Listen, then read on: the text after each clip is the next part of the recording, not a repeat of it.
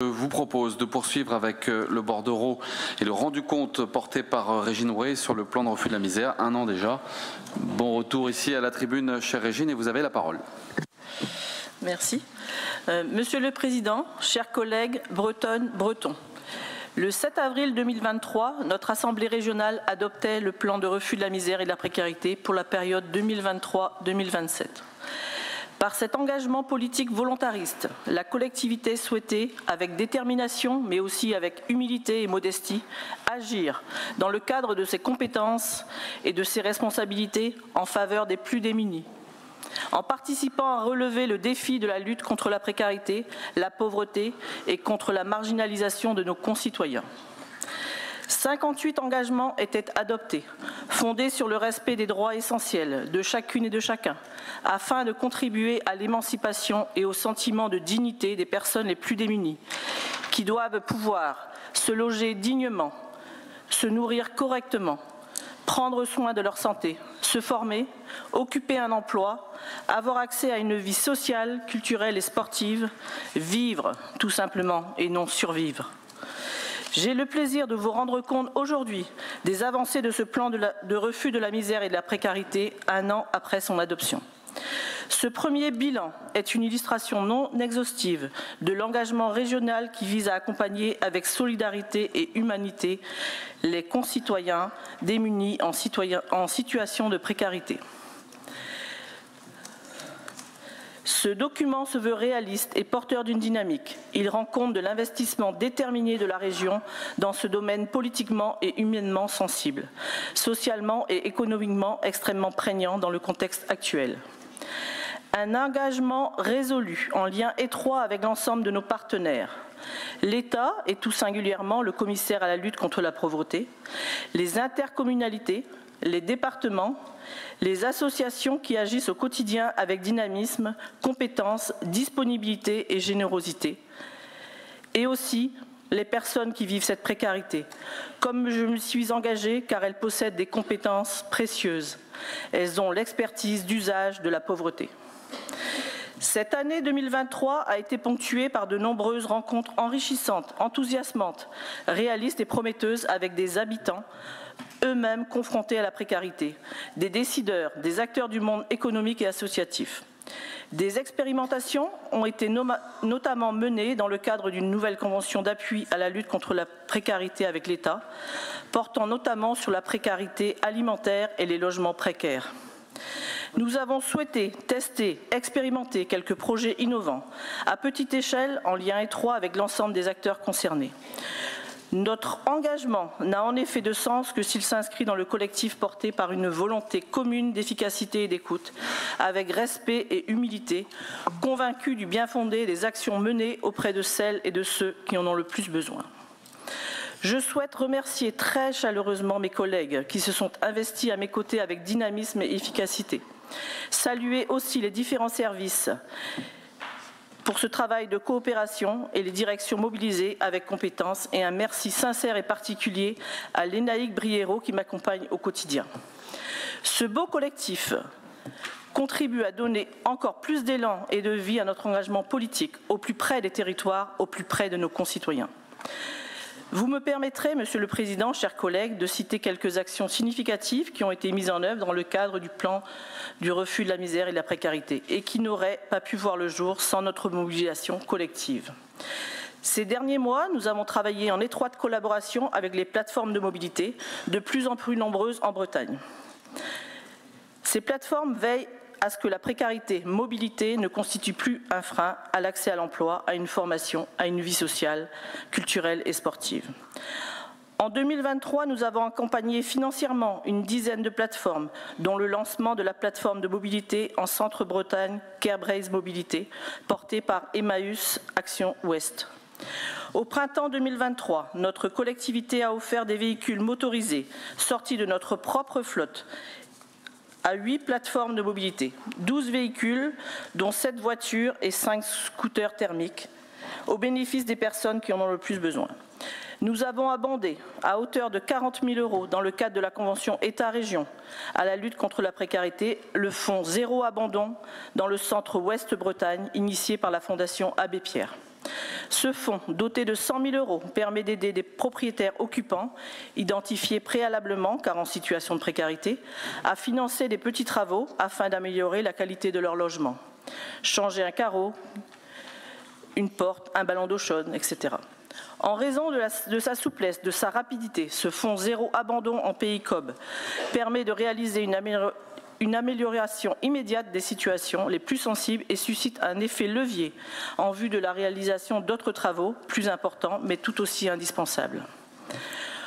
Au 31 décembre 2023, 160 ménages avaient été identifiés et accompagnés. Parmi eux, 99 ménages, en très grande majorité des propriétaires occupants avec un revenu moyen de 863 € par mois, ont bénéficié d'un soutien financier, soit un montant moyen par foyer d'un peu moins de 1 000 €. Quelques mots sur le dispositif Marsouin. En Bretagne, les Marsouins comptent 2 unités mobiles de prévention, de promotion de la santé et de dépistage dentaire, visuel, auditif. Une depuis décembre 2020 en presqu'île de Crozon, pays de Landerneau, d'Aoulas, avec des actions ponctuelles menées sur le territoire brestois. L'autre depuis avril 2023 à Redon. 27 communes de l'agglomération sur les 31 sont desservies par le dispositif. La région a apporté un soutien financier au lancement du dispositif sur le territoire de Redon, à hauteur de 20 000 € dans le cadre du dispositif Booster Santé. Depuis avril 2023, date de lancement, l'unité mobile a accueilli sur le territoire de Redon 305 personnes, dont 55% de femmes. Et je me permettrai d'évoquer plus particulièrement le dispositif Culture Action Solidaire. La région et l'État ont souhaité accompagner financièrement la mise en place de ce dispositif porté par la Fédération des acteurs de la solidarité, la FAS. Aussi, en 2022, un premier appel à mobilisation a été lancé avec l'ambition de rassembler des acteurs du secteur social, structures médico-sociales, structures d'hébergement et d'insertion et la culture. L'objectif est de permettre aux personnes très éloignées de pratiques culturelles diversifiées d'y avoir accès et d'encourager la participation des personnes en situation de fragilité, accompagnées par ces structures à des actions culturelles, scientifiques, sportives, citoyennes, artistiques. Ce dispositif a permis en 2022 à près de 600 personnes d'être sensibilisées à de nouvelles pratiques culturelles à travers la mise en place de résidences d'artistes, d'ateliers, danse, la réalisation d'un court-métrage ou encore de création théâtrale. Au total, 16 projets ont été soutenus. En 2023, 20 projets ont été sélectionnés, dont 3 en lien avec l'activité physique et sportive. Je souhaite citer l'expérimentation couronnée de succès menée avec l'entreprise agroalimentaire Gel Délices à Torcé, à l'occasion de la Semaine nationale de l'emploi agroalimentaire en décembre 2023. Cette expérimentation faisait suite à l'étude sur les dons des industries agroalimentaires en Bretagne et relevait notamment 2 freins aux dons: le conditionnement des marchandises et le volume. Cette expérimentation a consisté à intégrer pendant 3 jours au sein de l'entreprise agroalimentaire Gel Délices des personnes éloignées de l'emploi, avec mission de reconditionner sur une des lignes de production 4000 fonds de tarte dont la date limite de consommation arrivait à échéance et qui étaient, en l'état, inadaptés aux dons en raison de leur conditionnement. Le choix a été fait non seulement de faire reconditionner les fonds de tarte, mais aussi de les garnir. Une fois reconditionnées et garnies, les tartes ont été distribuées auprès des associations d'aide alimentaire. À l'issue de cette expérimentation, les personnes engagées ont toutes apprécié cette initiative. L'une d'elles, éloignée de l'emploi, a signé un contrat de travail. Et nous venons d'apprendre qu'une deuxième personne a signé un contrat de travail dans une autre industrie de l'agroalimentaire en proximité de son domicile. L'expérimentation a été menée en lien étroit avec l'agence Pôle emploi, maintenant France Travail, de Vitré, la mission locale de Vitré, l'État, via l'adresse et le commissaire à la pauvreté. Un important travail a été engagé en 2023 pour lutter contre la précarité alimentaire en lien avec les principaux réseaux de l'aide alimentaire. Je souhaiterais citer plus particulièrement 2 actions. Le don des denrées des lycées bretons en direction des associations de solidarité.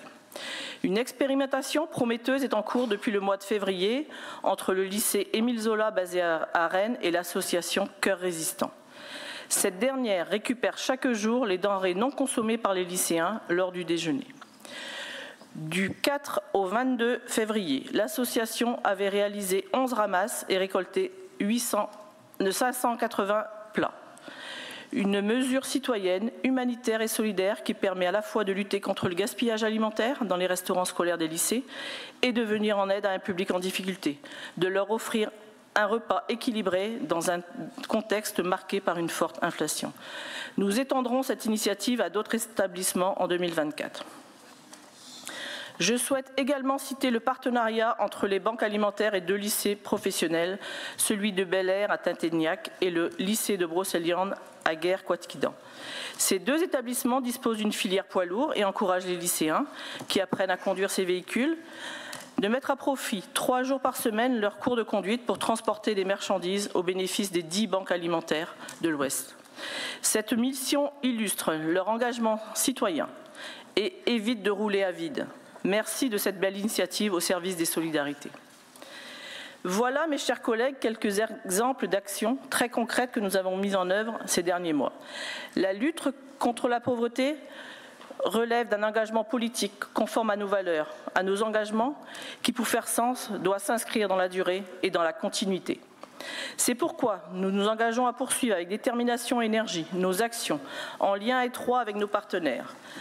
J'en profite pour saluer très chaleureusement la présence d'étudiants dans le public, mais aussi de quelques membres du Conseil régional des personnes accueillies et accompagnées qui veillent à ce que nos politiques publiques volontaristes bénéficient à nos concitoyens qui en ont le plus besoin au nom de la fraternité et des solidarités. Pour s'attaquer efficacement à la pauvreté, l'implication de tous les acteurs est indispensable. Alors, continuons à montrer la voie vers un meilleur demain pour nos concitoyens qui en ont le plus besoin.